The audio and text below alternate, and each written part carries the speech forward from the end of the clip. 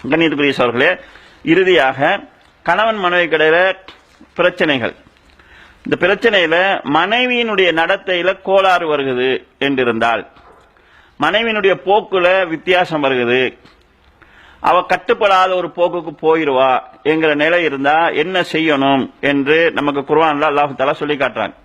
அல் குர்ஆன் அல்லாஹ் தஆலா அந்த மாதிரி ஒரு கணவனுக்கு, இது இஸ்லாமிய அறிஞர்கள் எதுக்கு சொல்லுவாங்கன்னு சொன்னா, மனைவி தவறு செஞ்சால் மனைவியை தண்டிக்கிறதுக்கு கணவனுக்கு உரிமை இருக்குது என்கிறதுக்கான ஆதாரமாக இதை எடுப்பாங்க. அல் குர்ஆன் அல்லாஹ் தஆலா சொல்றான், ஃபைதுஹுன்ன, உங்க மனைவிமார்கள் கட்டுப்படாம போவாங்க நீங்க பாத்தீங்கன்னா, முதலாவது அவங்களுக்கு நீங்க உபதேசம் செய்யுங்க, நல்ல முறையில நீங்க அவங்களுக்கு எடுத்து சொல்லுங்க, அது அவங்களிடத்துல திருத்தத்தை கொண்டு வரும்.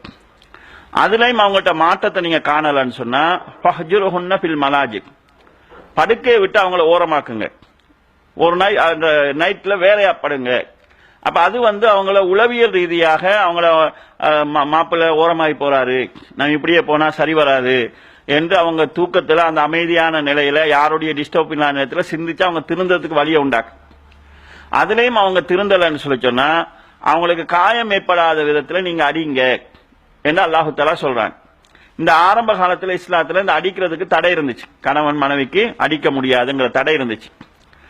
அந்த டைம்ல பெண்கள் கொஞ்சம் ஓவரா போய்கொண்டே இருக்கிறாங்க. ஒரு நாள் உமர் ரலியல்லாஹு தான் வந்து சொல்றாங்க, அவங்களோட வாழ்க்கையில் ஒரு சம்பவம் நடக்குது. ஒரு விஷயத்தை பேசிக் கொண்டிருக்கும் போது அவங்களுடைய மனைவி அவங்களோட எதிர்த்து பேசிடுறாங்க. அவங்க இயல்புடையே அவங்களுக்கு யாருமே எதிர்த்து பேசுறது கிடையாது. ஆனா அவங்க வைஃப் ரொம்ப கட்டுப்பாடா இருந்தவங்க எதிர்த்து பேசுறாங்க. எதிர்த்து பேசுறோடனே அவங்க கொஞ்சம் கோபமா அவங்க மனைவியை பாக்குறாங்க. அவங்க மனைவி சொல்றாங்க, என்ன நீங்க உருக்கி பாக்குறீங்க, நீங்க என்ன பெரிய ஆளா, ரசூலுல்லாவுடைய மனைவிமாரே ரசூலுல்லாவோட இப்படி எதிர்த்தெல்லாம் பேசிருக்கிறாங்க, அவங்க எல்லாம் கோவப்பட்டிருக்கிறாங்கன்னு சொன்ன உடனே அவங்களுடைய சிந்தனை வேற பக்கம் போகுது. ரசூலுல்லாஹ்வோட மனைவிமார் ரசூலுல்லாவை அவங்க மேல கோவத்தை வெளிப்படுத்தி இருக்கிறாங்கன்னா, இவங்க மகள் தான் ஏதோ செஞ்சிருக்கிறார், மகள் செஞ்சதுதான் உம்மட்ட வந்து ரசூலுல்லாஹ் உமர்லாவுடைய மகள் ரசூலுல்லாஹ்வோட மனைவி. எனவே ஏதோ ஒரு பிரச்சனை நடந்திருக்குதுன்னு சொல்லிட்டு நேரா தண்ட பிரச்சனையை விட்டு போட்டு மகள்கிட்ட வராங்க. வந்து சொல்றாங்க, நீங்க ரசூலுல்லாவோட கோவிச்சுக்கிற மாதிரி நான் கேள்விப்படுறேன், மகள் இது வேண்டாம்.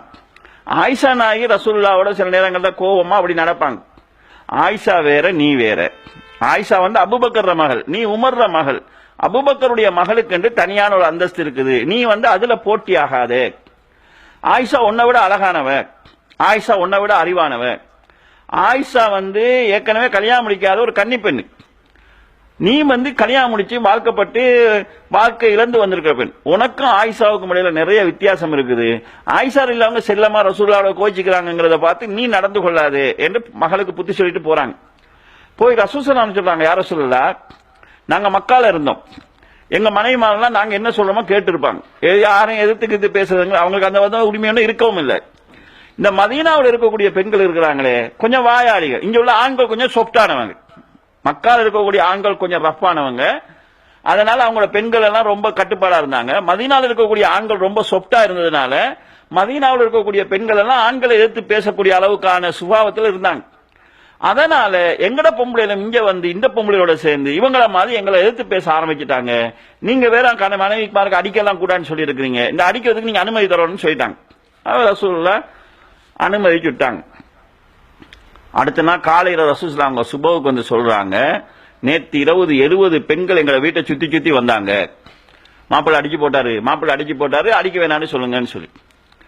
அப்ப அந்த இரவுக்கு நிறைய பேர் அடி வாங்கியிருக்காங்க. அப்ப இதுல இருந்து நம்ம என்ன விளங்கணும்னா, ரசூலுல்லாஹ்வோட வார்த்தைக்கு கட்டுப்பட்டு தான் அங்குள்ள ஆண்கள் மனைவிமார்களால பிரச்சனை வந்து கூட சமாளிச்சு இருந்திருக்கிறாங்க. ரசூல் ஸல்லல்லாஹு வார்த்தைக்கு கொடுக்க வேண்டிய மரியாதை இவ்வளவு 70 பேர் அடி வாங்கி இருக்கிறாங்க, 70 பேரும் பொறுத்துட்டு இருந்திருக்காங்க. அப்ப நபி ஸல்லல்லாஹு அலைஹி வஸல்லம் அடிக்கிறதுக்கு அனுமதி கொடுத்தாங்க, பிரச்சனை பெற நேரம்னா அடிக்கணுங்கிறது அவங்க வழியா சொல்றது கிடையாது.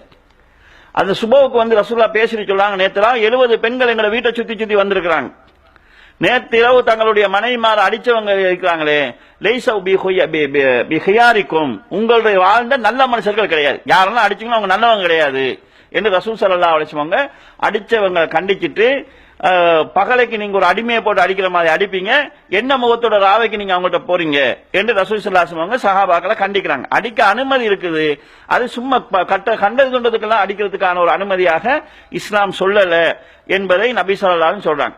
இந்த அடிக்கிறதுங்கிறது அவங்களுக்கு சொல்லி கேட்காத பட்சத்தில், ஒதுக்கி கேட்காத பட்சத்தில், அவங்களை திருத்துறதுக்காக கடைசி கட்ட நடவடிக்கை. அதுங்க அடிக்கிறவங்களை சொன்னது போது இந்த ரெஸ்லிங் அடிக்கிற மாதிரி பாக்ஸிங் அடிக்கிற மாதிரி அடிக்கிறதுக்காக ரசூலா சொல்லல. அவங்களுக்கு கணவன் கையோங்கிற நிலைக்கு வந்துட்டாரு என்கிறத அவங்க மனசால உணரச்சிறதுக்கான ஒரு வழியாக சொல்றாங்க. அல்லாஹ் தஆலா சொல்றாங்க. இப்ப இந்த கட்டத்திலையும் ஒரு திருத்தம் வரலன்னு சொன்னாதான் கணவனுடைய குடும்பத்தில் ஒரு ஆள், மனைவியுடைய குடும்பத்தில் ஒரு ஆள், 2 பேரையும் கூப்பிட்டு என்னென்ன மாதிரி பிரச்சனை இருக்குது என்று சொல்லி வெளி குடும்பத்தில் 2வது தரப்புக்கு பிரச்சனை போகணும். அது வரைக்கும் கணவன் மனைவி கிடைக்கிற பிரச்சனை அவங்களுக்கு தான் இருக்கணும், ஊருக்கெல்லாம் தெரியல பிரச்சனையாக மாறுவதற்குரியது கிடையாது. இது அந்த ஒரு மனைவியினுடைய போக்குல ஒரு வித்தியாசம் ஏற்பட்டா என்ன செய்யணும்ங்கிறதுக்கு இஸ்லாம் சொல்லுது. சில நேரம் பெண்கள் கேட்கலாம், அப்ப மாப்பிள்ளை தவறு செஞ்சா நாங்களே அடிக்கலாமான்னு சொல்லி.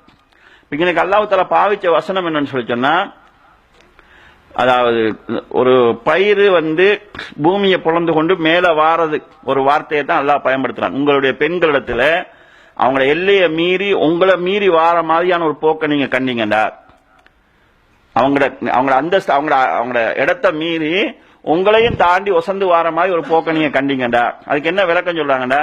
ஏற்கனவே நீங்க சொன்னா கேப்பா, இப்ப நீங்க சொன்னா அதெல்லாம் இயலாது ஏன்னு மறுக்கிற மாதிரி இருக்கிறா.